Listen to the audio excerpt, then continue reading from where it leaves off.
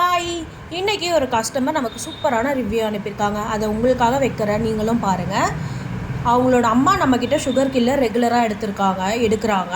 அவங்களுக்காக ஆர்டர் பண்ணியிருக்காங்க. அப்படியே அவங்க டாட்டருக்காக, அவங்க ஐடியில் ஒர்க் பண்ணுறாங்களாம். அவங்க டாட்டருக்காக மல்டிவிட்டமின் ஹெல்த் மிக்ஸ், நம்மளோட energy plus health mix order பண்ணியிருக்காங்க.